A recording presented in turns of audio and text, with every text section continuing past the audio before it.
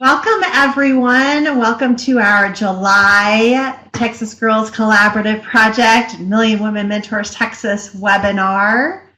Excited to have you joining in with us today. If you want to introduce yourself there in the chat, you can. The chat at the left, you can enter things at the bottom and hit the little talk bubble and it'll share it with everybody. We'd love to hear who is in the room, who you are and who you're with. So please go ahead and do that. My name is Tricia Berry. I am director of the Women in Engineering program at the University of Texas at Austin, and I am the lead for the Texas Girls Collaborative Project, your host for today.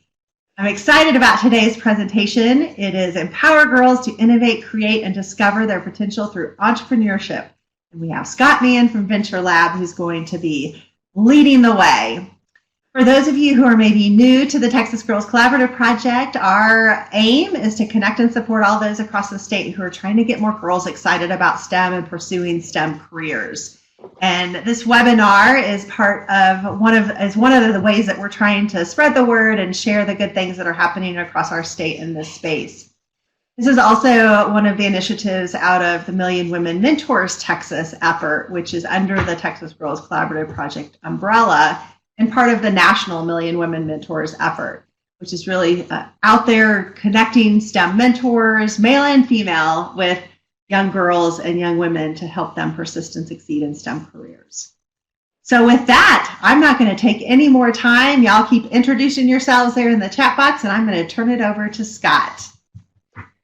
Hey everybody, thank you for the introduction. Thanks for the space and the time here to come and speak with you in these virtual settings that we have set up.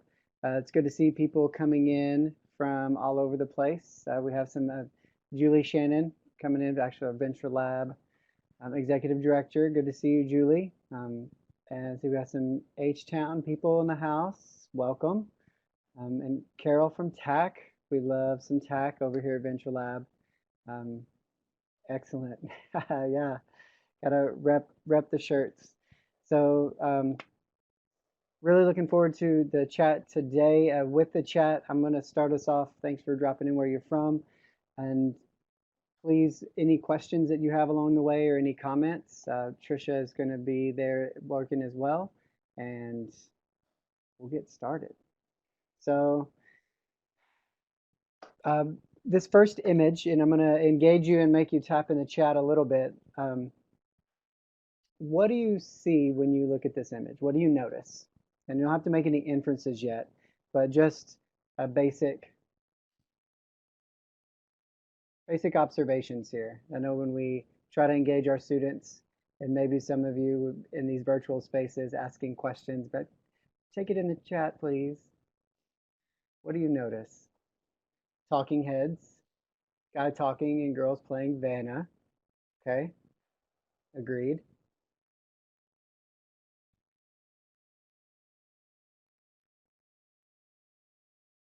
Anybody else?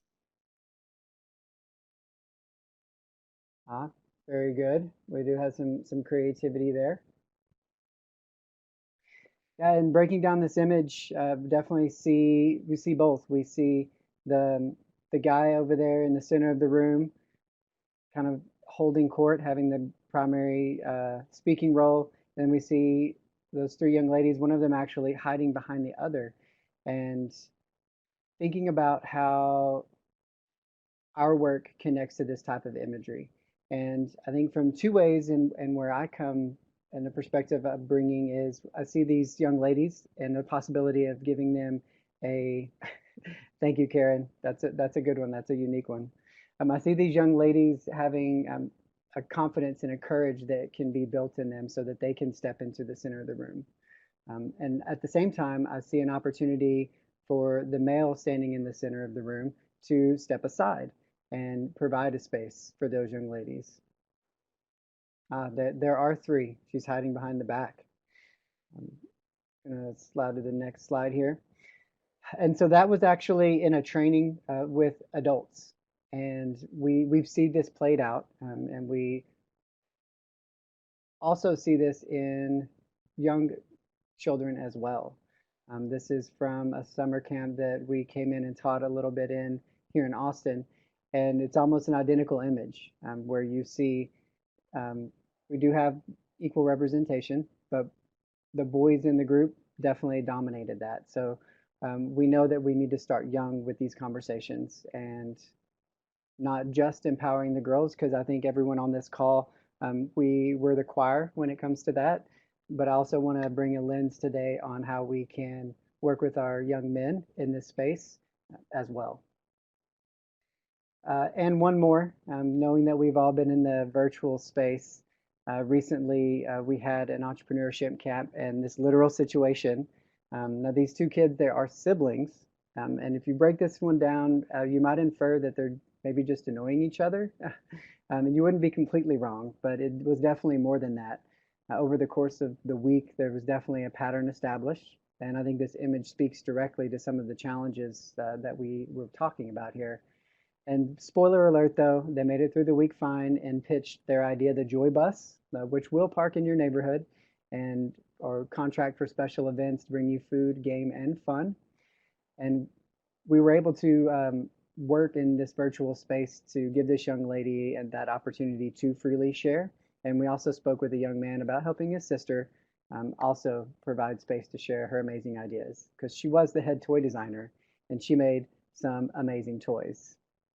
Yeah, and we blocked out the faces, but he, during the course of this share time, um, literally kind of took what was she had created, the thing that he's holding in his hand. He reached across and covered her mouth so that he could kind of take credit for it. And so it was in that moment, it was like, okay, that's exactly what this can look like. And then in a societal level, not so explicitly, but it still occurs. And how can we help not just her, but also him in a greater sense?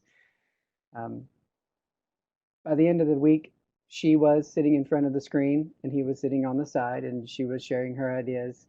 They had an amazing pitch on Friday. So we want to start young before we get to those adults that we saw in that first slide.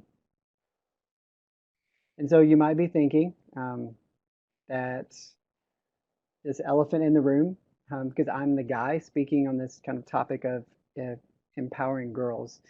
And I do have to admit, I initially felt extremely comfortable, and I'm still learning a lot about this process about gender equity and how entrepreneurship can play a role in that. And I would ask my coworkers, isn't it a little counterintuitive to have a male stand up to talk about how men should not always be the one to stand up and talk? But it's definitely more than that. I think as an educator, I know that there are best practices for engaging girls in education that have outcomes which lead to greater gender equity. And as a man, I realize it's not solely up to girls to achieve this goal of gender equity in society alone. Half the population, or a little more than half, and the other half, the male segment of our society, who have to take a much more active role. So today, this elephant right here speaks to you as an educator seeking to build and strengthen those skills in our youth, and as a male advocating for other males to take action. I don't know if we actually have any males on the call on our webinar here, but guys, shout out to the Girl Scouts that I see. Good to see y'all here. Next slide. So I've definitely had a lot of imposter syndrome around this topic of empowering girls, but I've been mentored by some amazing women who have spent their careers championing girls' education. So VentureLab Chief Innovation Officer and founder, Dr. Christelle Glangchai, she literally wrote the book on this topic called Venture Girls. Our Executive Director, Julie Shannon, who has 25 plus years working in STEM education and advocating for girls in STEM in this space, since she tells the anecdote where initial awareness and advocacy and fundraising efforts, people would say, wait, STEM? You want to do STEM research on girls?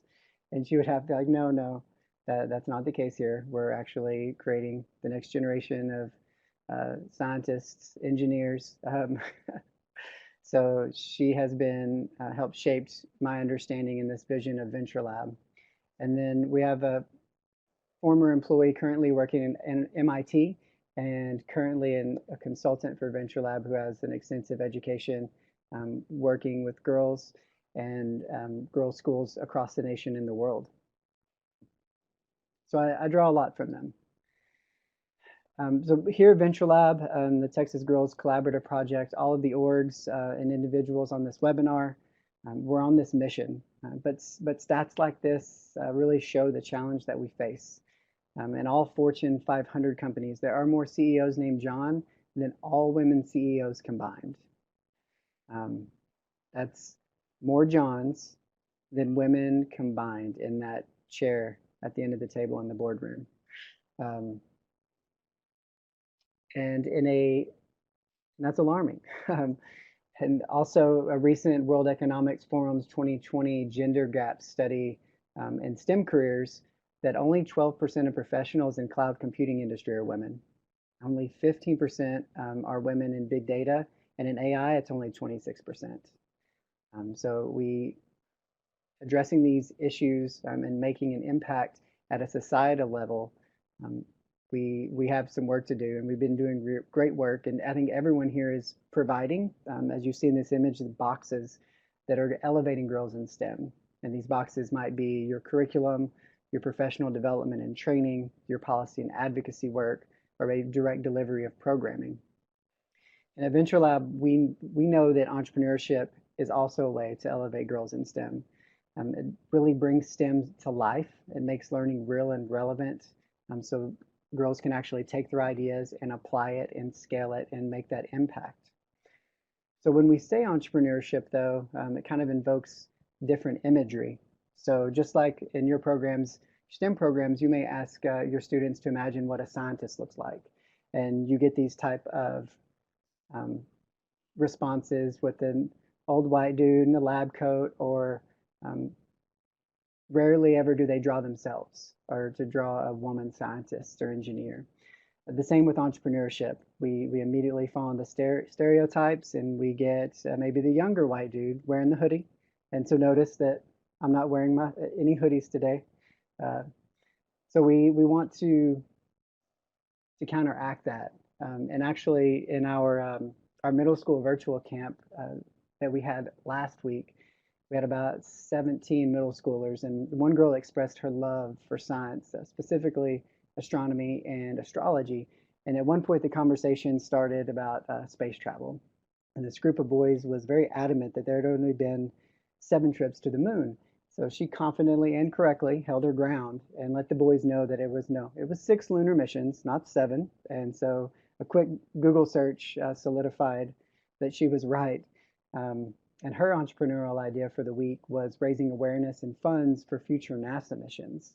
She created a website and was developing a campaign, and hopefully she'll be part of one of those missions. And it's that courage and optimism and opportunity seeking is what entrepreneurial thinking is all about.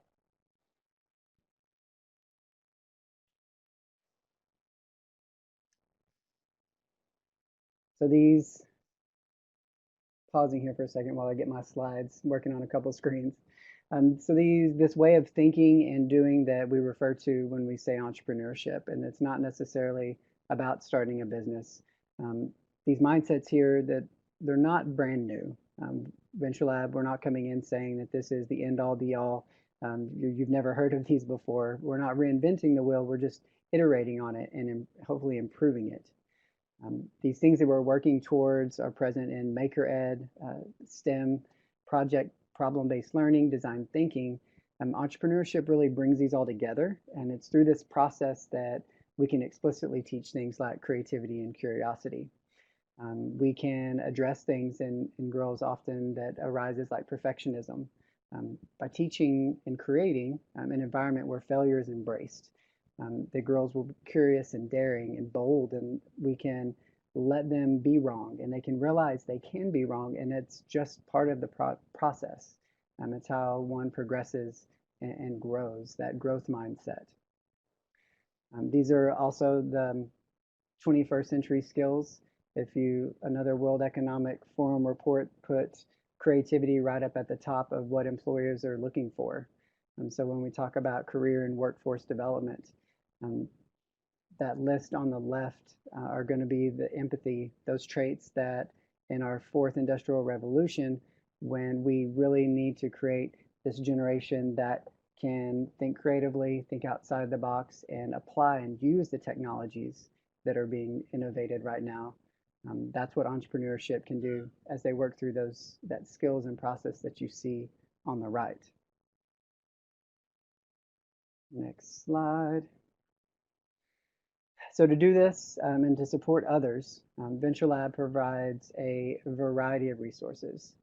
And studies have shown that the most important factor to increase student outcome, and you've probably seen this being in a room watching an instructor, the quality of that instructor and the capacity of that instructor has such a big impact. We want the adults in the room to really practice what they teach. We want them to embody the same mindset and skills that we want to see reflected in these students. So our VentureLab professional development really centers around this idea of praxis, where educators learn to apply and exercise and practice the same thinking and doing that we want to see manifest in the students. We take them through the same process with some reflections and really help them shift their understanding of their own entrepreneurial identity, their ability to not only fail, but to embrace that failure, that they're iterating and improving in their practice and in their own personal growth.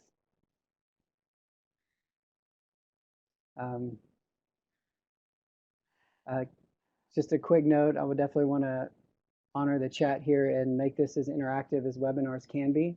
Librarians, Karen, and I would say teachers, parents. I mean, at VentureLab, we believe that everyone is an entrepreneur. I think the librarians that I have known are the most amazing people in the world. They wear so many hats.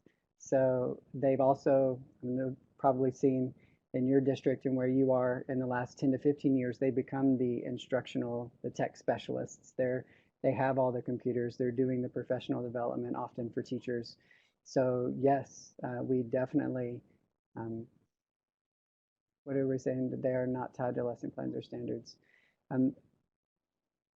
I know a few. Actually, Karen, one of our curriculum writers is a librarian. So I definitely have some specific examples, and I think the library is a wonderful space to implement VentureLab and entrepreneurship in general. So if you ask any of those librarians or those same educators that we're looking to equip with these mindsets and skills, what's that one resource? If you could have an unlimited supply of, what would it be? And I think everyone would agree that they would all say time. If we could just have more time, we can reach all the kids. So knowing this, VentureLab set out to design a resource that was flexible, simple, and give instructors all the background they would need on this sometimes new topic in areas of entrepreneurship. Well, the full curriculum that we have created is available online at no cost. However, we are in a different world than when we started the year. So post-COVID, I think educators have even less time. So we let no moss grow on that stone. We immediately went to work and have created some curriculum solutions that can be used in person, remote, or in hybrid models, as we're still unsure exactly what the semester or the school year is going to look like. And what we've created takes into account best practices for the idea of asynchronous instruction and real-time sessions where we can engage students in reflection, conversation, and feedback. And we've seen this virtual entrepreneurship education be successful. As I mentioned, we had our summer camps of 2 different ones this summer. We had 2 hours a day, 5 consecutive days. So started on Monday and pitch day was Friday. And then those kids they never disappoint, but these kids came up with amazing ideas. And not just their ideas, but watching the process of their growth, their ideation, scrapping prototypes, starting over, changing ideas, just that process of learning that entrepreneurship highly engages them in. We even had one mom who emailed us and said that her kid so the camp was in the morning, Central Time, 9:30 to 11:30, And that evening, it was dinner time, and she went and knocked on the door and was like, hey, it's dinner. And her kid said, well, I can't come right now. I'm busy being an entrepreneur. As elementary kid who had not had any exposure was just in the room, hard at work. So I think as the virtual environment can be a struggle, entrepreneurship can be a solution because one, I've seen it work, and I think the resources that we have are definitely adaptable and usable in this environment. One of those also solutions shown here is a video-based student-facing e-course that takes youth through the entrepreneurial process. So again, taking into account those best practices of using FaceTime with students through the camera sparingly, and that time is precious. And so not having necessarily quiet working time, but what can students do self-paced when they can, when their house is quiet, taking into consideration those things. When not the entire family is hogging all the bandwidth. And then when you have your check-ins, you can really get the most out of them. You can also find some free resources on entrepreneurship from our remote learning website, VentureLab.org. So here we have some specific activities with instructions, and most of them had videos. We've also really working hard. We've got our website set up to translate into any language, but we have Spanish, and we're working with a native Spanish speaker to record our instructional videos in Spanish as well. So you can definitely find those, a variety of different activities there. As educators and instructors, we know that also, and I think every parent has become an educator, either directly or tangentially. So we have a parent caregiver workbook. It can be used by anyone in the family or even in your program with mentors and volunteers. And it sets up this kind of 2-gen learning experience where each chapter is a different mindset. There's over 60 activities, and it really gives an opportunity to create a conversation between a child and their caregiver about what this idea of entrepreneurship is. And one program that recently experienced, there was a young girl who described how her mom would wake up at 4 in the morning, and she had 2 jobs. So in the morning she would make several dozen tamales, go and sell them by 8 a.m., and then she would go to another job at 9. And I said, you know, your mom's an entrepreneur, right? And she kind of paused and she said, wow. Her face lit up with pride, and she goes, my mom's an entrepreneur. I didn't know that. And just giving that word to her and having her understand the power of that type of thinking and action, and that she can do those same things, and that her mom now has this place of esteem in her mind was really wonderful to see.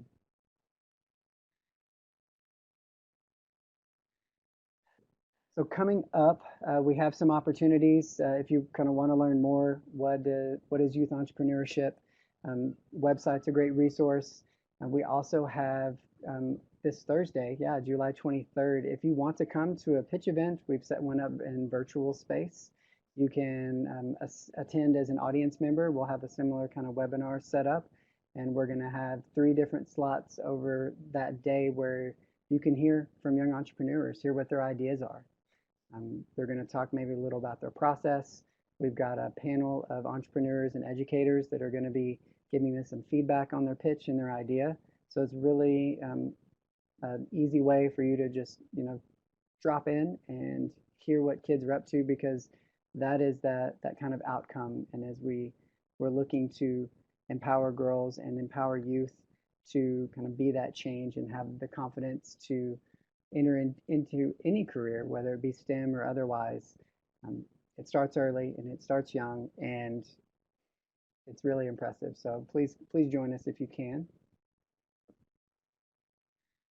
These are just shameless name drops, some of our collaborators and partners that we work with, some here in Austin, some nationally, and some globally. So we're honored to work with all programs, no matter what the size, anyone that's doing their part.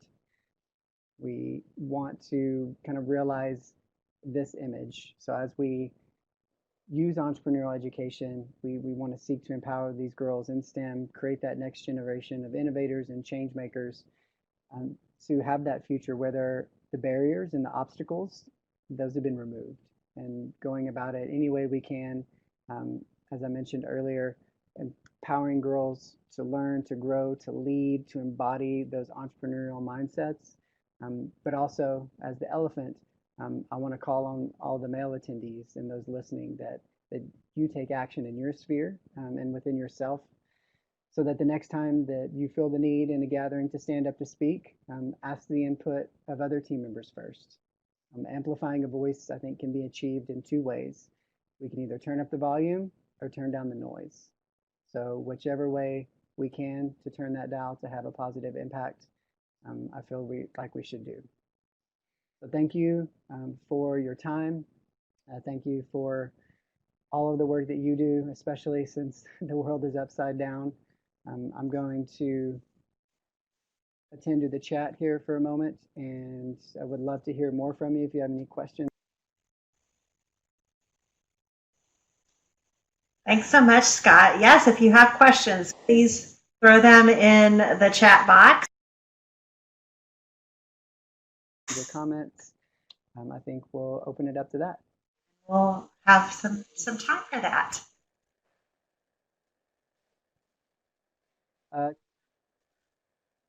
Thank you. It's great to see all of the work that VentureLab is doing, and entrepreneurship. Yes, please. And thanks again, Tricia.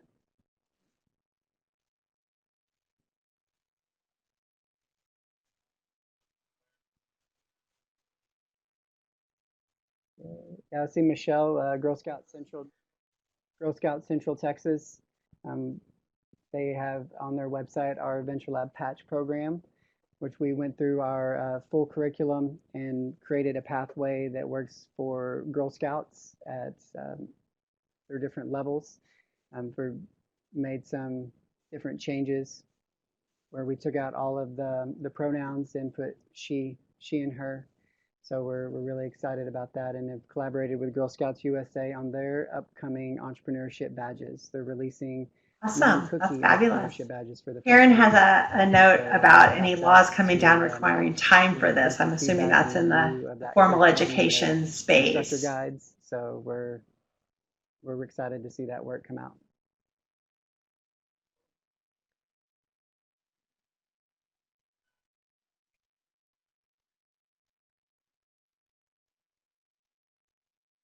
So Karen, good question. And that's actually, I know that Julie attended a session in DC pre-COVID that there's actually actively the wording of entrepreneurship and kind of describing a little more what that is and how it should look is being put into the language. And I think maybe analogously how STEM worked its way in and through and has become a pillar. I think entrepreneurship is going to do something similar. Yeah, it's still pretty disparate states.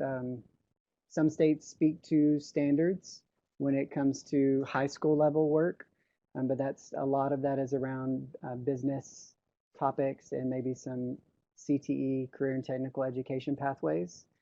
But I see some more typing. I'm going to go ahead and finish up with a few of my slides, but if you have more questions, keep them coming in. I just want to be respectful in case people need to hop off at 12:30. And I want to make sure I share out a couple of reminders. Once again, Texas Girls, we're doing as many things as we can around the state and now in the virtual space to keep these connections going. So watch your email for our newsletters and be sure to check our website out for other ways to connect in. We do have a wide variety of the free STEM resources that have been shared throughout this crazy time of COVID-19 on our website, so please check those out. We'll be adding in grade levels for a lot of these resources to make it a little bit easier to sort through them as well. So stay tuned for that, but that is up and available for anybody to use and to share.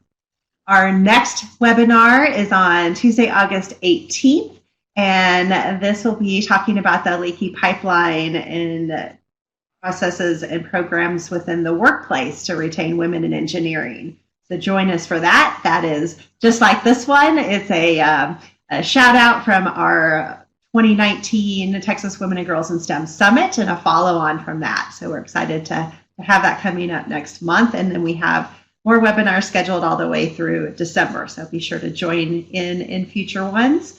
Our summit is likely to be online. I cannot see any way that it's going to be in person, but mark your calendars for Friday, December 4th. We will still have engaging presentations and lightning talks and breakout sessions and all kinds of different things happening. And we'll be opening up the call for presenters this Friday. So stay tuned.